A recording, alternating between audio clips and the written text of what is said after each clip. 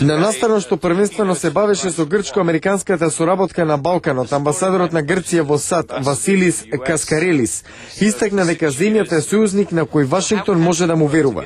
Грција според Каскарелис и натаму ќе држи вратата за членство во Европската унија отворена за сите земји од Балканот.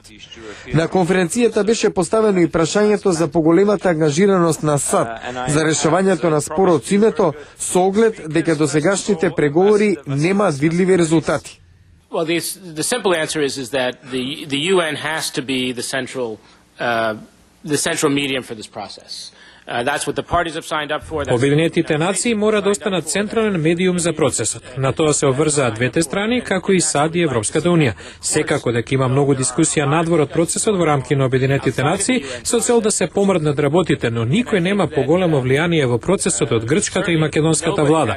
Одговорноста за пронаоѓање решение лежи кај лидерите од двете земји. Џон смета дека посредникот Метју Нимиц одлично си ја врши работата и се надева дека ќе биде најдено решение летово. На последната средба со грчкиот премиер Јоргос Папандреу во Белата куќа, председателот Барак Обама му порачал дека прашањето со името мора да се реши во следните месеци, рече Џонс.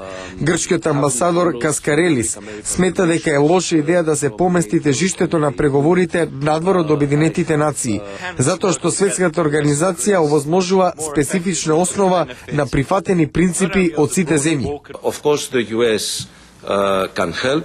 Of course we are seeking the assistance of the US ideas. САД секако може да помогнат во процесот. Ние бараме помош од нив, да помогнат со идеи, дискусии, да анализираат ситуацијата, но јас верувам дека би било лошо прашањето да се тргне од надлежност на Обединетите нации.